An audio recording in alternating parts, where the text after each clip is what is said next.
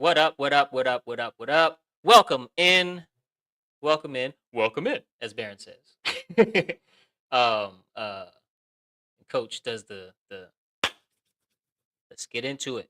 Right. I'm not gonna do the doodaloo. For those of you who know who Coach Colin is, because that's his. I don't want to get a copyright strike. What's happening, everybody? Welcome back to the Inner Storyteller. Welcome back to your real life. Please consider subscribing to the channels. As you know, if you are here, you're in for real conversations. We talk about natural law, talk about religion, the good, the bad, and the ugly. We're going to get into that today. Talk about money, anarchy, culture, and how mankind is manipulated from the shadows by people that do not have our best interests at heart. Perhaps because they are completely evil. Who knows? But I say we talk about religion. We're not bashing faith systems here. We're not calling people stupid for having a religion or anything like that. We are simply examining the psychological affects and effects of the stories that we have the most faith in, the ones we have the most stake in, and how those stories help shape society. But that examination has to sit right alongside an honest look at the current human condition, which is slavery. Government is slavery, good people. Even on days that we discuss pro-government versus anti-government dialectics, government's still slavery, goddammit. And we're getting ready to get into it. Of course, as you already should know, we got my buddy Sarah Cross in the building. The very last thing of my intro. If any of that makes you uneasy, if any of that makes you angry in any way, please be aware that although you are encouraged to stay and participate, get in the comments, maybe face some of those feelings, of course, you are also welcome to leave at any time, as long as you like the video. If you try to click out and you haven't liked the video yet, it's going to tell you, nope, go like the video, then I'll let you out of here. I don't know. I heard it from a friend. Anyway, Sarah, what up? What up? Hey, Soul. How are you this week? I'm excited. Well, I'm excited today. This week I work hard, Sarah. I work very hard. So there are side effects of working hard, of being a hardworking man or woman or whatever, being hardworking. And I feel that this week. But right now, I'm excited.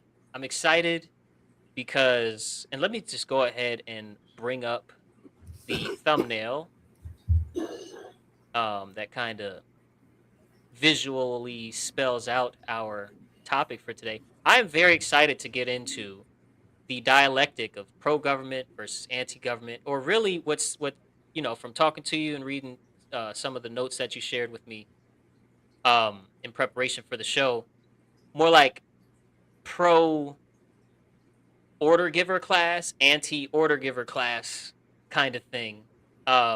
In the as it pertains to the medical field, specifically because you have a lot of insight, experience, and whatnot um, in this field, right? And of course, in this thumbnail, we have we can ignore the $20 burrito. That's that's from a previous concept that I gave my little thumbnail bot. But we right below my face, it says, "It's all the Satanists' fault. No vaccines, no medicine, no hospitals, no science.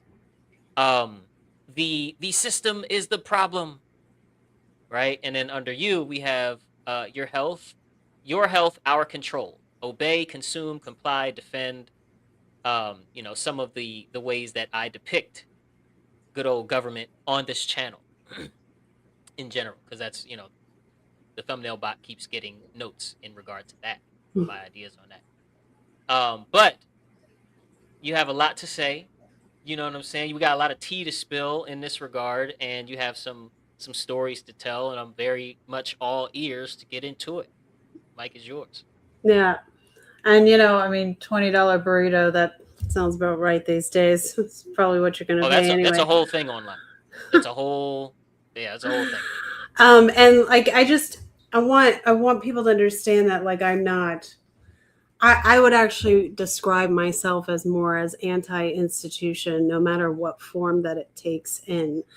Anti-big institution, because it's when you get big organized institution is where you get things that become unraveled, corrupted. And so We agree there. I tend to kind of like stick to the middle road, and I'm very nitpicky with both sides. And with excuse me guys, try to mute that. Um because I'm a big supporter of understanding that we need to come to the conclusions of a balance between nature and man's intervention. So, like what nature is offering, raw, right out the gate, and how we interpret that nature and create based off that, which is what man's intervention is. So, like it's invention, it's the power of invention. It's like Tesla Hmm. is a great example of that, because he took what nature was already giving him, and he manifested that into a format that is usable in the physical world by people. That's man's intervention, and that's what I mean by that. And so it's I can't it's one of the topics that I have to kind of insist on, that throwing the baby out with the bathwater in any case is always going to leave a person lacking in understanding with certain things. And we Yeah. need to really analyze every single thing. And like, I'm one of those people who will just like look at a topic and I'll be like, okay, let me go through this topic and really like think about it, instead of just making like a gross umbrella assumption that I think I know when I don't. And so it's like using a word that you think you know what it means, but then you use it all the time, and then you find out like a year later, like I don't think, like that's not what the word actually means. Right. And you're just, Happens to the best of us, yeah. And so especially us talkers, right? right. So it's okay. And like it's another thing I try to instill in people is that it's okay to be wrong. It's okay to be like, oh, I thought this thing for so long, and now you're telling me it's not really that, or that's not the full story of that.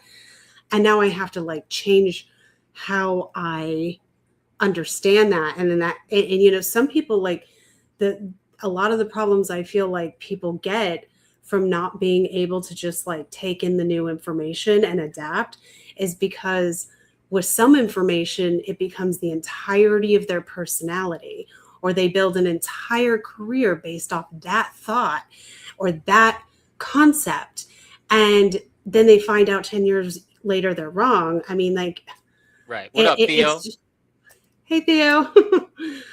So that's one of the biggest problems I see with people. And I completely am in line with what you're saying too, and I know from us talking offline and the notes, some of the assumptions that people may run to are things that paint that by way of trying to paint their experience as completely unfair, um that's something that they were unprepared for, yet the advertising basically said you don't have to prepare when they definitely should have.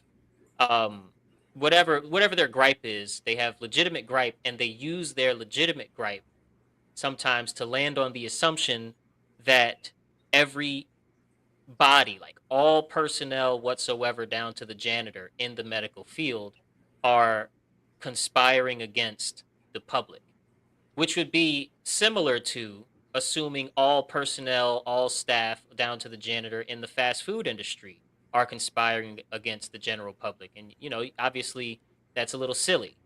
You can't um you can't function in life with that level of paranoia, yeah. and succeed in many things.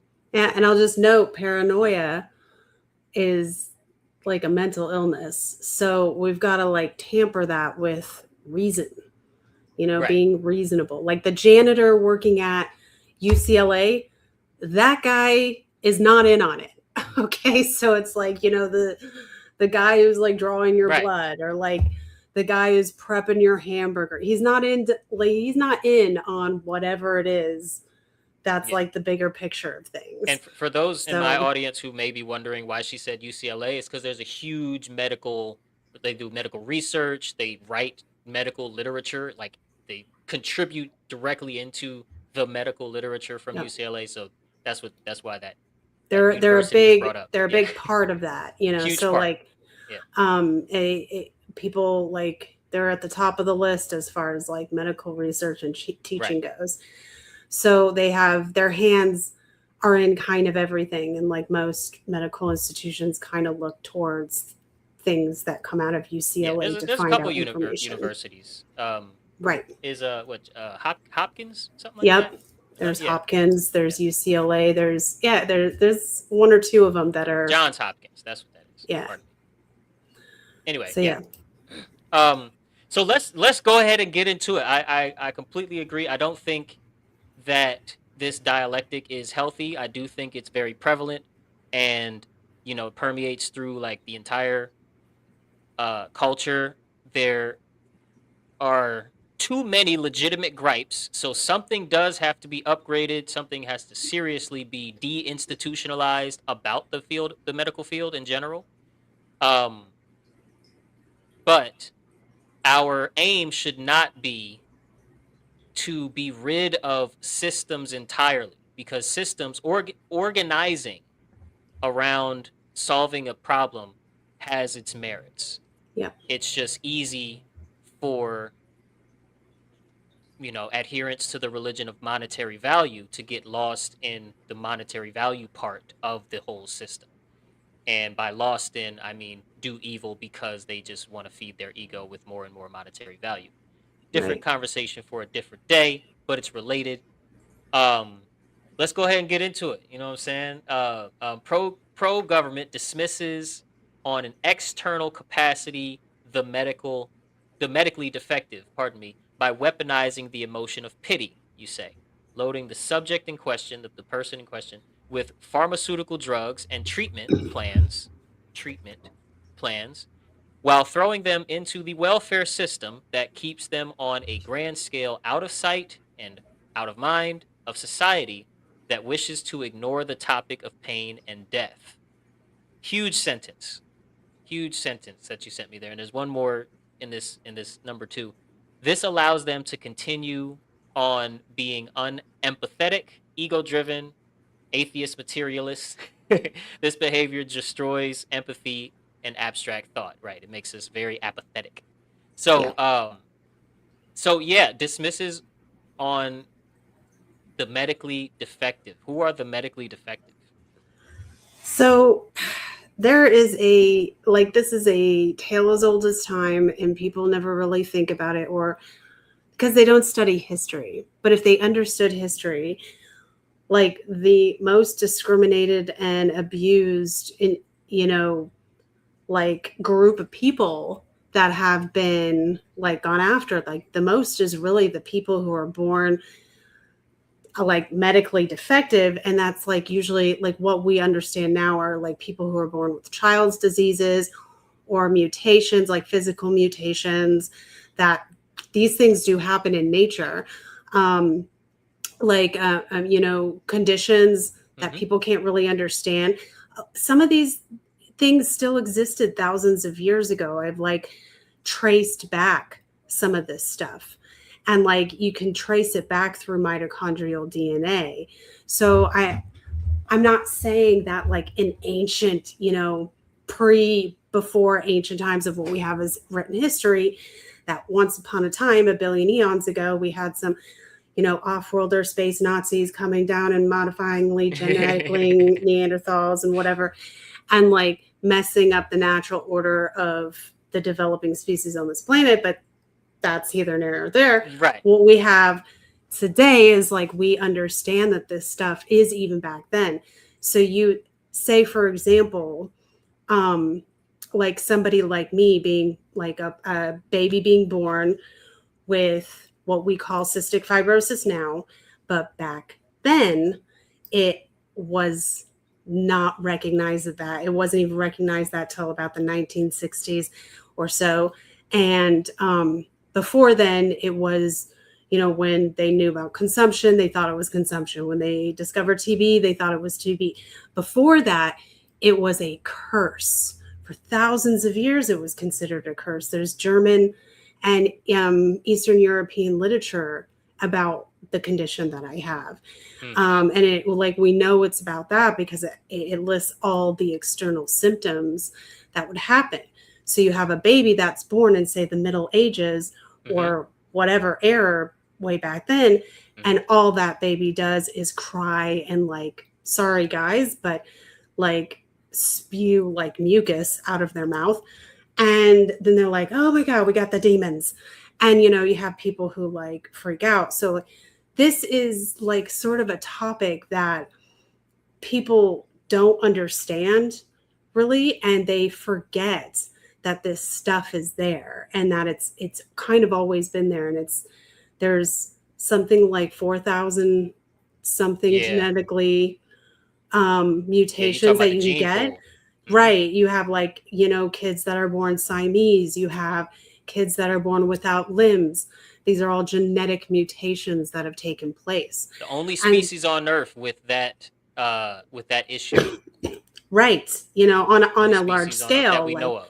On a large scale, we see it like all the time. When you see it with natural animals, naturally developed animals, it's so rare, it's barely there at all. But with human beings, we see it like quite a bit speckled throughout all of our history. Right. So when I say that this particular group of people, which is a small, minute part of the population globally, if you were to look at it that way, this is the group of people who have been consistently thrown out, and in modern days, and in some cases, like outright just killed in the crib or whatever it is. And then in the modern days, thrown into things like mental institutions, long-term convalescent hospitals, or given away, or, even in the modern day, today, there are women who give birth to babies who are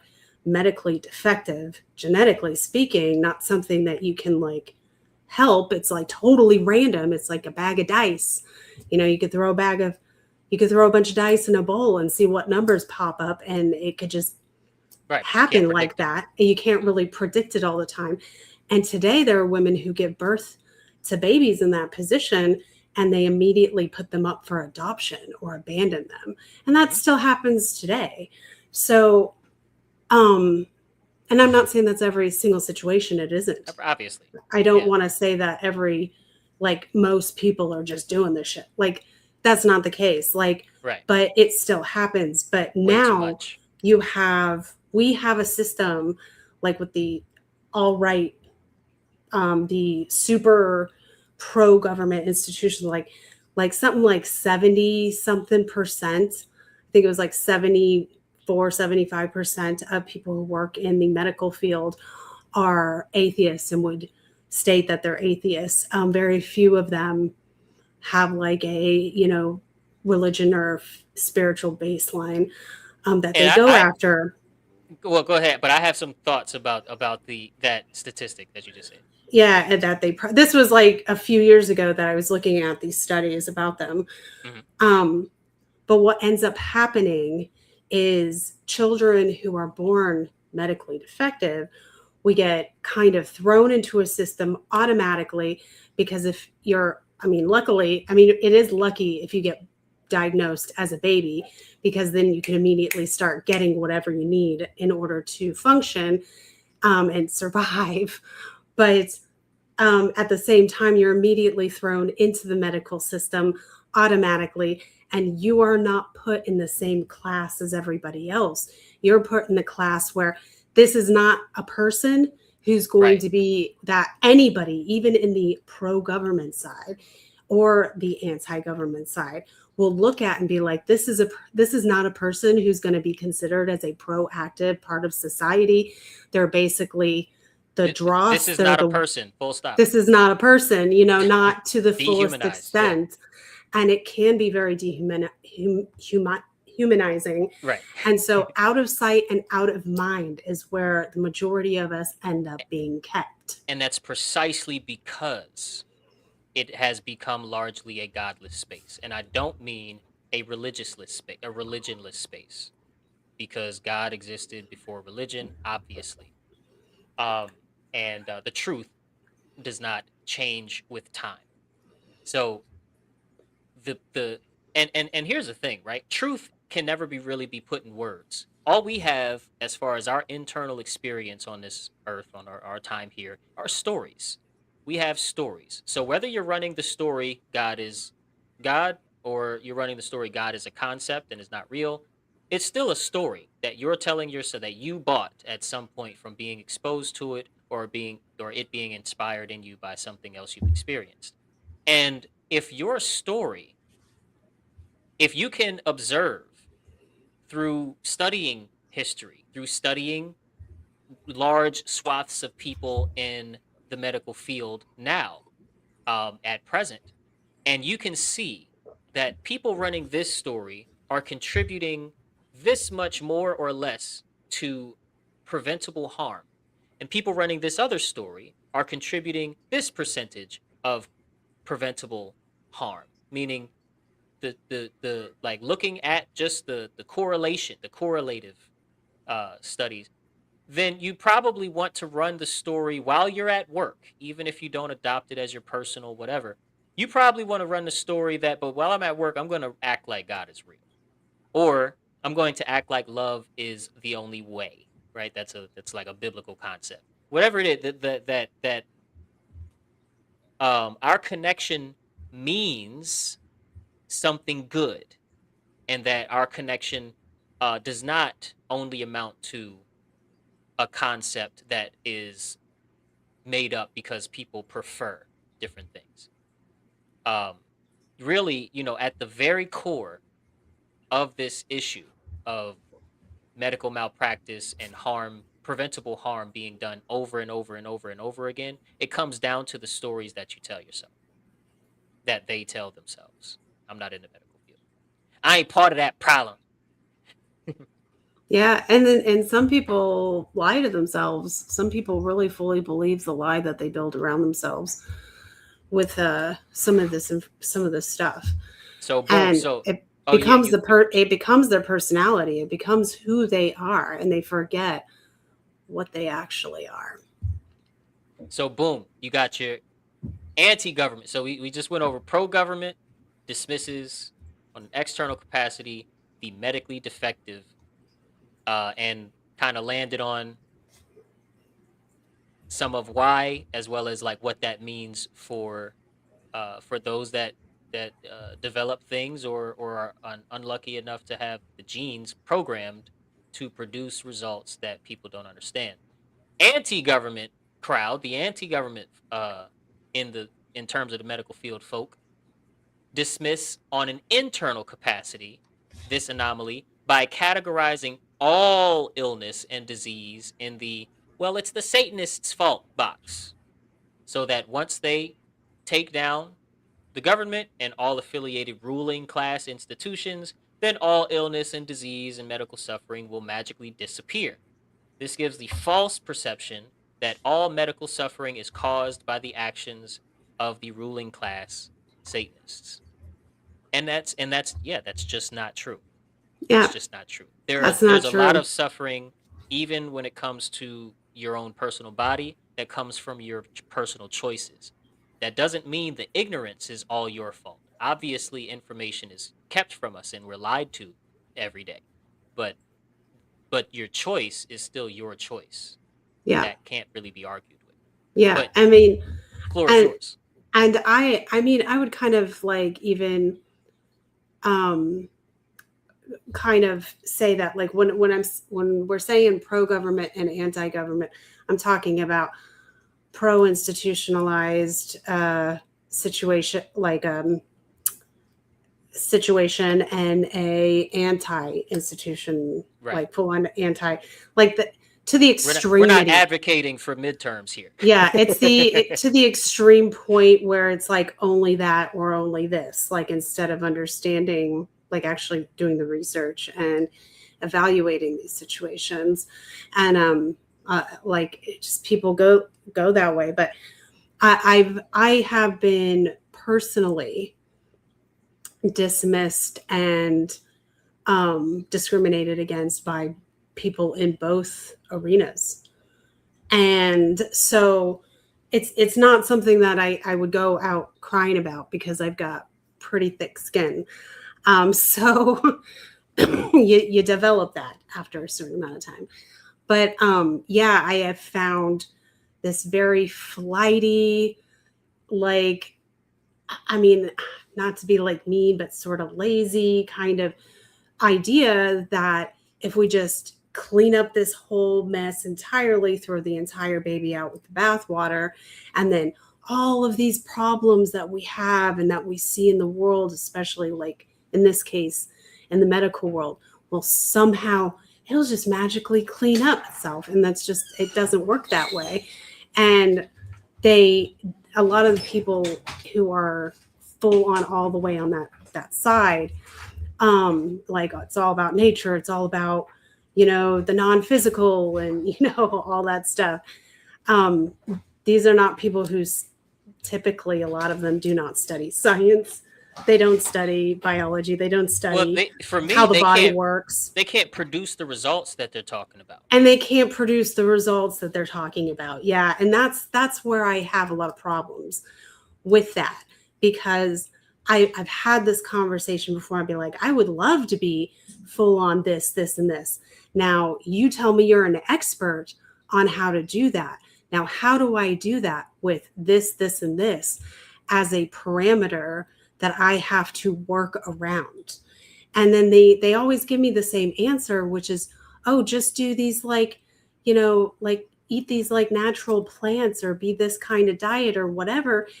And not one of them has ever given me a real solution Yeah. on how to maintain the physical body with dysfunctional parameters that I specifically outline, and tell me how to work around that, because they don't study any science. And I'm not saying not all of them, some of them do, but very, very few of them do.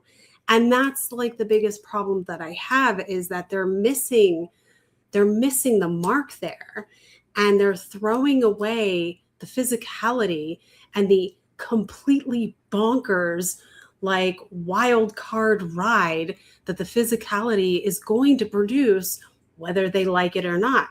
And even if we demolished all governments, no institutions whatsoever, we started from scratch, these things are still going to crop up in nature. You're still going to have people born with medical dysfunction.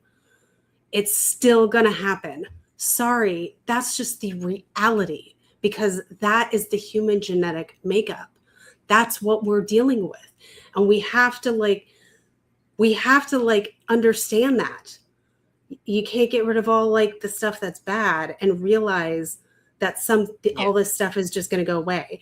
And that's usually the problem that I have. I get dismissed because people don't want to accept that as a reality. You cutting you're cutting out a little bit. It's Oh cutting yeah. out and coming back. Your words are making it through, but it's pausing you for a quick sec and then speeding you up you, to catch up, and then the words kind of come through, you are as on well. 1.5 speed or something. Yeah, you are as well. You're Okay. delayed. So our connection is a little shitty right now. Okay. I I got think you. it's I got back. you. I think it's back now So for you, but is it? yeah. Okay. Nice. Okay, then I won't touch any settings. Mhm. I was gonna see if I can turn down like the quality of my camera or something. But I wanted to respond to that train of thought, because it's a very important conversation that we're having right now, and it touches a lot more than um just these specifics, right? Uh the video going out kind of took away my exact train of thought, but I wanted to say basically, or I'm thinking about how our habit of, let's say, perpetuating the divide and conquer tactics that come through our institutional education and institutional media apparatuses, our way of dividing ourselves for them, right? Our way of thinking that everybody can recognize it, that basically if you're not speaking about a topic as if you're clicked up with a certain click, then you're probably not speaking about a topic, right? Or you're not speaking in front of a crowd, because even to get in front of a crowd, it almost feels like you have to be clicked up with an ideology of some kind.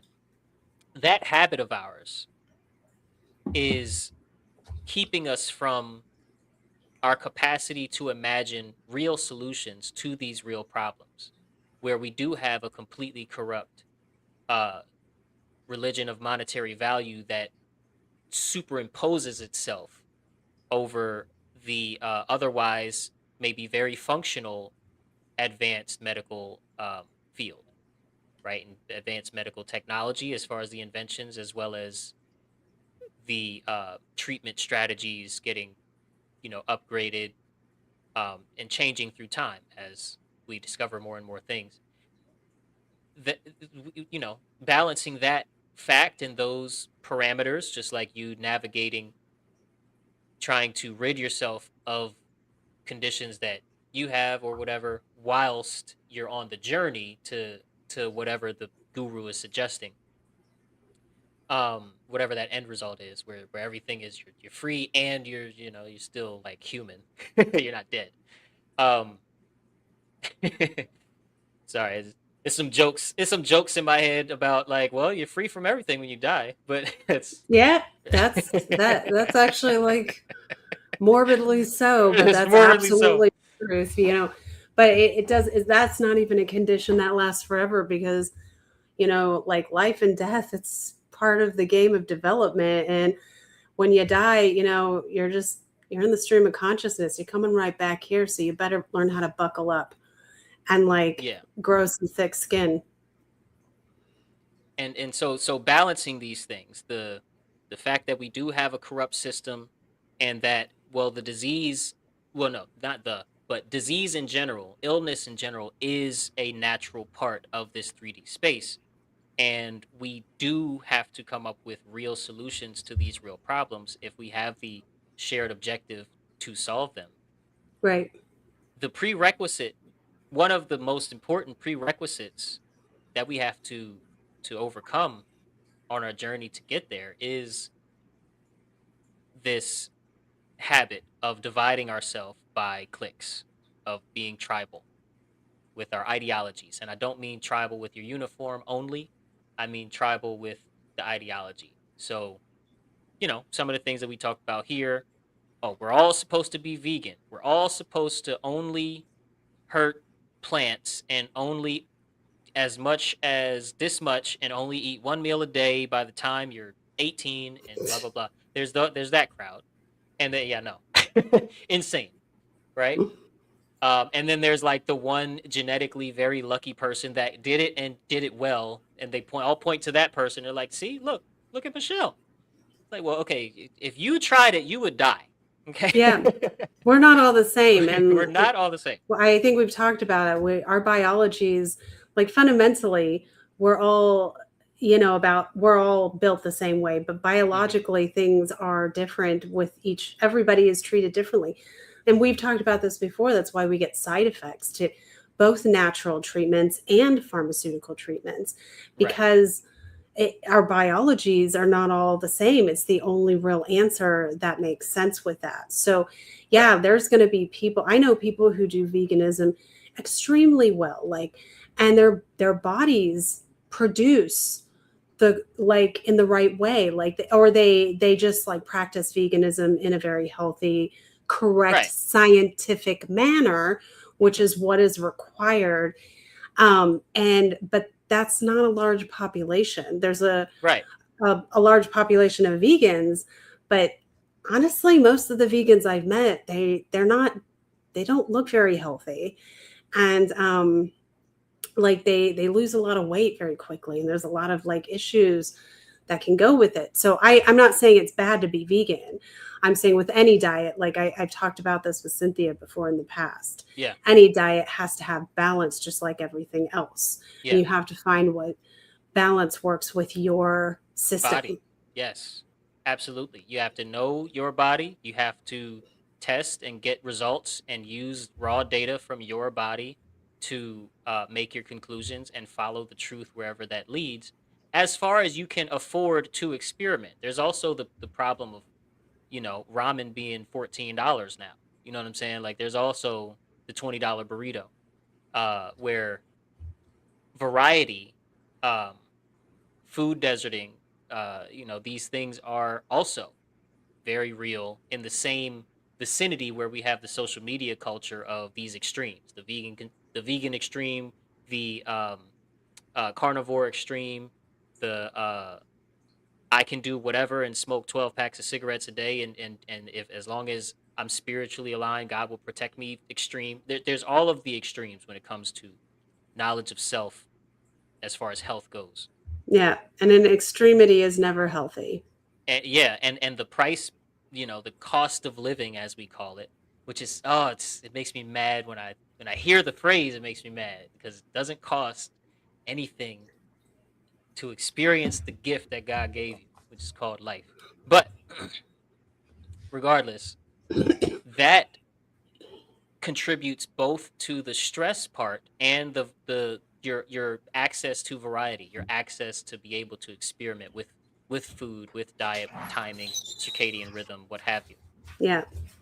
Uh, you know, and this, there's not many abstract solutions to that part because the market is pretty much already all owned by by codename BlackRock, right? The investment firms at the top of the American financial food chain, and they have significant influence over supply chains, right?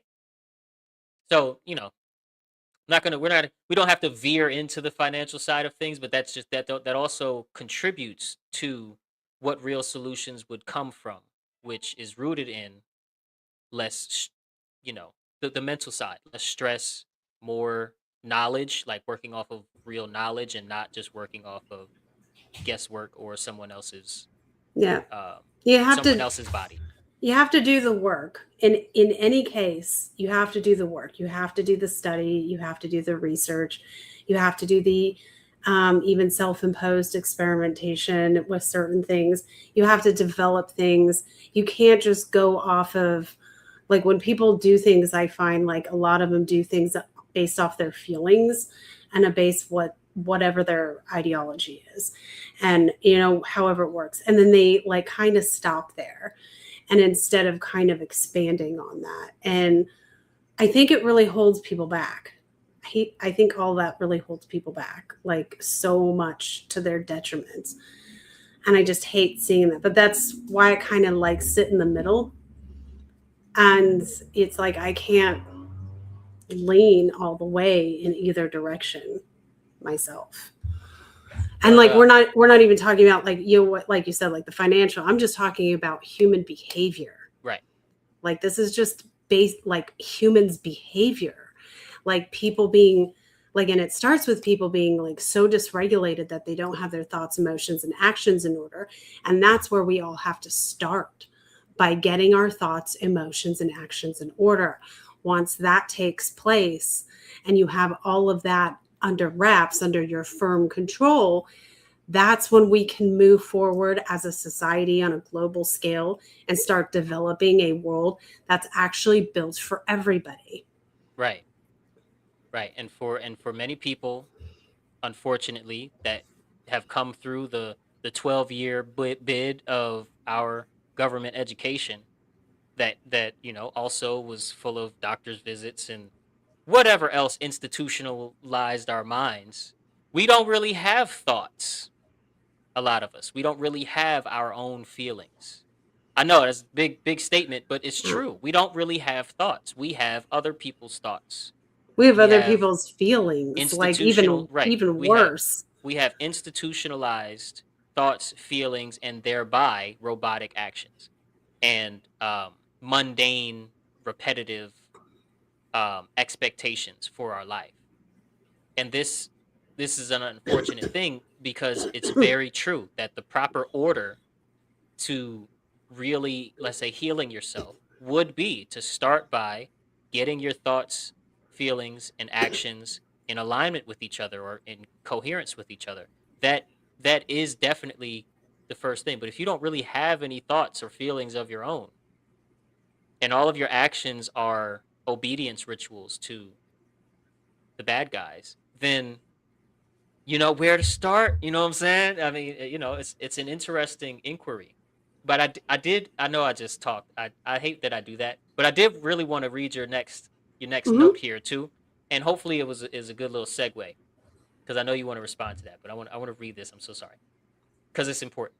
You say where most modern medical suffering is the direct effect caused by the medical and pharmaceutical industry, genetic mutation occurs on a genetic and biological level that is hereditary, that is a hereditary instance that cannot be treated or cured only with the knowledge of natural medicine, as these conditions require the added knowledge gained by genetic medical scientific study and the knowledge of advanced engineering, i.e., human intervention or human ingenuity.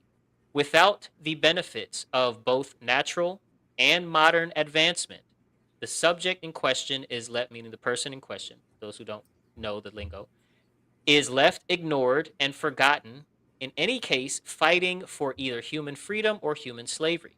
There is no place granted where the subject in question is included as a part of the society as an equal to be considered because both dialectics ignore the subject entirely, ignore the person entirely. I very very much in line with what we just talked about. You know what Yeah. I'm saying? Um, People mhm. throw away that they're afraid of the things they don't understand. And historically, the majority of the things that they don't understand when it comes out and it manifests physically is it's all fear-based response. They throw them away, they kill them, they bring the priest around and start exorcising the demons out of them. They like throw them into mental institutions, they throw them into hospitals, and even when you have people who are well intentioned and they really genuinely even want to help the person who's in the position of suffering, that falls short when those well-intended people are missing certain aspects of themselves. And it usually comes down to people not having their thoughts, emotions, and actions in order Yep. because they're dysregulated. And a lot of in the modern day, we see a lot of dysregulated with emotions. And like you were saying, like people aren't having, they're skipping over the thought process and going straight Yeah. to emotions, Yep. or they're emulating the emotions of others and they're jumping on the bandwagon of whatever is currently trending on whatever we should be, cheerleading for that we don't understand any of the dynamics of. And so there's so much of that. And it's just like I don't see the balance on either side where either side is actually considering that percentage of people who will always be born from now to the end of time with the anomaly that people are generally afraid of because they're afraid of suffering, they're afraid of sickness, Yep. they're afraid of pain, they're afraid of death ultimately. And it's unhealthy. It's unhealthy to be afraid of any of these things because they're And, part of life, they're part of your development. and we're afraid of So, responsibility. and it's about responsibility. We're Yeah. afraid. We're afraid of being responsible for our healing ultimately. And I don't mean being responsible for knowing all of the information. For you cannot do anything almost any big thing alone. So it's not so you taking anyone taking personal responsibility over their own healing means they have the ultimate um they give the consent to whatever happens, Right. right? Unless they're forced to do something, but that's different. That's abuse. That's different. So Yep. outside of abuse, you have the responsibility to heal yourself means not that you have to do it all alone, but you will have to do some of it alone for sure Yeah. because it's you. It's your body, it's your status. But it doesn't mean you have to do it alone, and it definitely doesn't mean that you that well, we can't abdicate our responsibility to hospitals or the government or government protocol for medical practice. We can't just say, okay, well, I'll let them do it. My health insurance tells me where to go, what to do because I told them this is the name of the thing. It's like no, no, no, no, no, no. That's not it's not you're not thinking.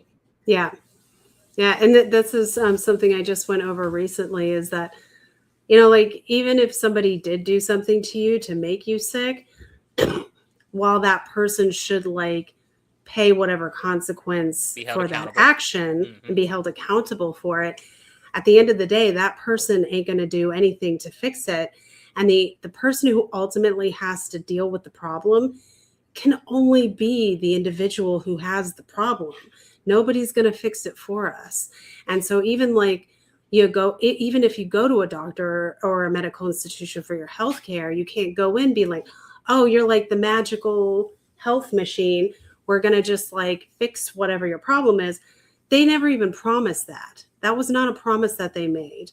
And yeah, maybe there are people who lie or kind of push or manipulate or whatever, but like there's a whole medical toolkit that I have like that Yeah. people should be aware of when they have to deal with a medical institution. But they're just there to be guides. They're not like magical deities, like, Yeah. waving their like health wand around. They're like, here's the information that I have, that I know, that I can give you. It's ultimate, and they'll tell you it's ultimately your responsibility to handle whatever the problem is with Yep. whatever information you collect, whether you get it from them or somewhere else. Absolutely. And that's why I brought up you taking responsibility means you are the one that gives the consent to the process. You are the one that sort of chooses the direction that you want to go. You might not have enough information to choose the steps on the path. Of course, that's fine. If anatomy and biology and whatnot is not your stick, you don't have to know all of the information. And again, you can't expect yourself to do everything yourself.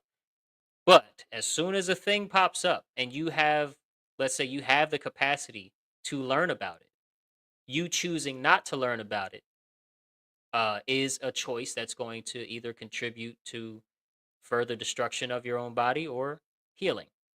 You know what I'm saying? You choosing to study this thing and study yourself. And again, do tests within reason, see the results, and follow the truth wherever that leads for your body. Um, if you're going to Yep. choose not to do that, then that's either going to contribute to more destruction or healing. Yep. You got to do the work. Like I said before, you have to do the work. And This library here that I have, and I have more books back here. It doesn't end. You don't know what I have digitally. It's freaking monstrous. But like a lot of those are like medical books. I have like medical textbook, metaphysics textbooks, spiritual text, like all kinds of things. You got to study it all. You have to do the work. You have to understand the information. If yeah, you're having to deal with the medical world at all because of if you happen to have a problem, dude, every single person in that position should have a copy of Grey's Anatomy at least. So, and there's a whole list of books I would recommend for people to have just as basic go-to like dictionary kind of books, just to like have some sort of wherewithal. But yeah, like at the end of the day, the only people who can help you is you. And like you can't blame the world for the stuff that happens in it. Yeah, there's a lot of horrible things that happen in it. There's a lot of right. corruption that happens in it. There's a lot of things that happen in it that are outside of your control. And yeah, there are people who do who commit crimes against humanity.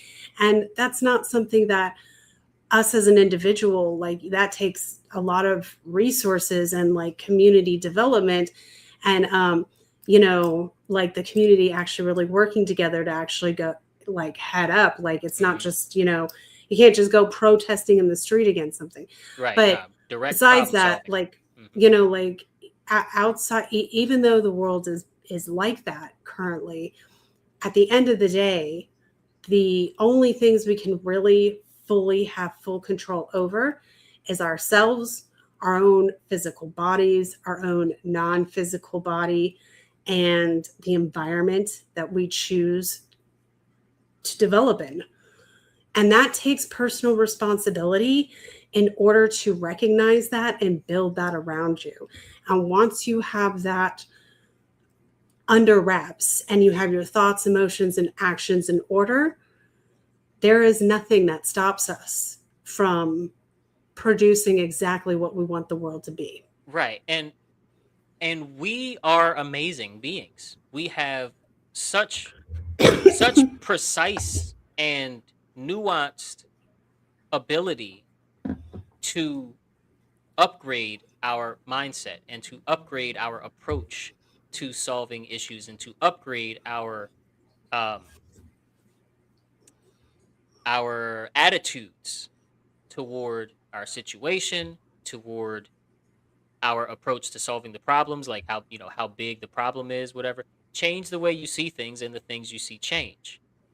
Um, we we we underestimate our own ability, and we over apathize our emotion. Like, you know, we everything goes through the lens of apathy in modern times right now. Everything, we're just indifferent to the suffering of others. We're indifferent to the poisoning of ourselves from government and from institutions and whatnot. We're indifferent to the poisoning of our minds with the false and fake and completely artificial education via screens and everything that's going on in the school system right now. Mm-hmm. We're just apathetic to everything. Everything is, well, okay, I'll get to it. Well, we'll get Yep. to it. Hopefully, we'll get it together one day.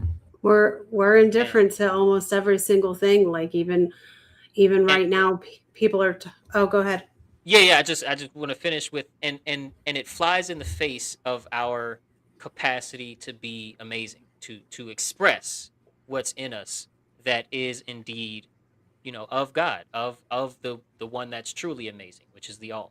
Yeah, yeah. I mean, like we just it's like people don't care about anything. Like even like the really important stuff. It's like now like everybody's starting to recognize how like a lot of the younger generations, like in the you know 20 to up range, kids who are coming out of grade school and even college, and they can barely read. They can't read or write or like understand what a word means. And they're all proud of themselves because they're educated from college, but like they can't even read like a cursive sentence.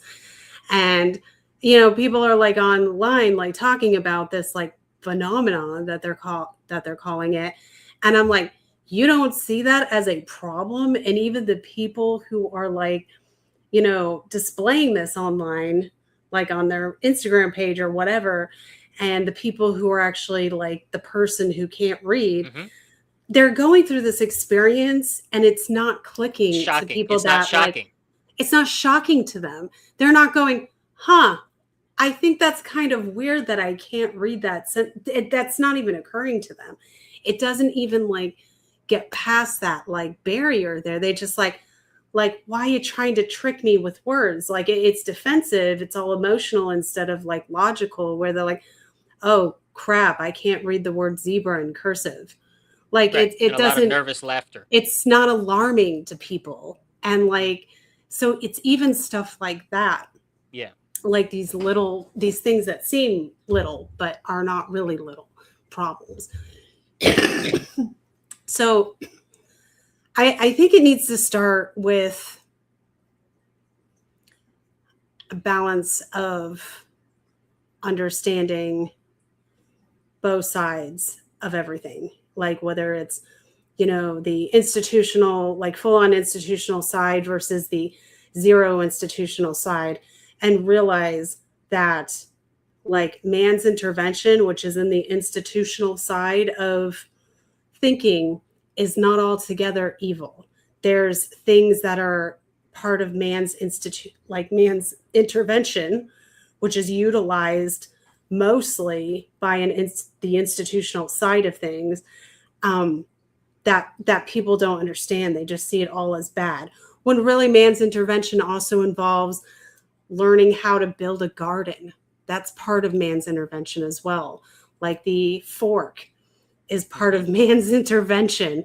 Um, Husbandry, like it's just like clothing. the clothing. The first dude to create a spoon because how are we going to eat this ice cream? You know, it's just, you know, stuff like that. The And like, syringe. and there's Yep. the syringe. Yes, that's a great example. Or for example, there's a machine that you have to like understand engineering as well as like the anatomy of the human lungs and understand it to be able to build it. And it's not like a drug or a medication or anything. It's like just a machine, a little machine that pumps air into your lungs and makes them work Mm-hmm. like this to Yeah. help whoever it is Yeah. breathing. And that's part of man's intervention. And you're only going to find that on the institutional side, Right. like the people who are all like all the way institutionalized like mindset. Yeah. And so that stuff, I mean, goes such a long way.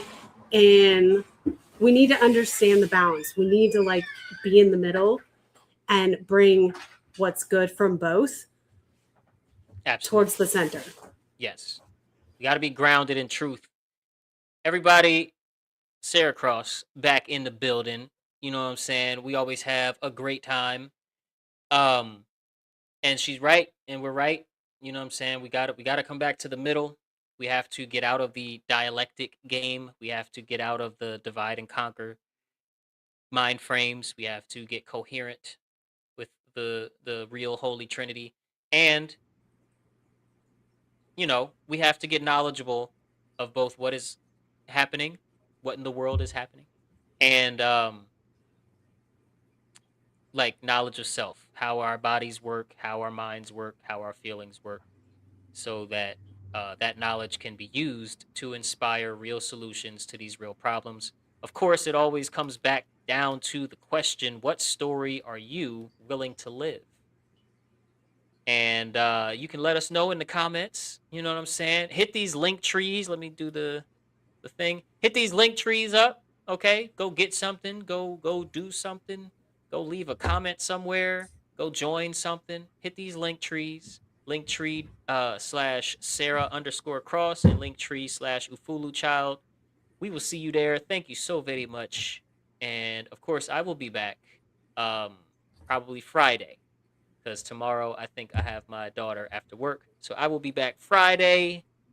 Um, Also, just want to say at the very end here, y'all go do me a favor and go watch the Religion of Monetary Value Part 7 that I just dropped. It has some key information that also ties into the information we were getting into here today. And I will leave you with that. Thank you so very much. Peace and love always and always.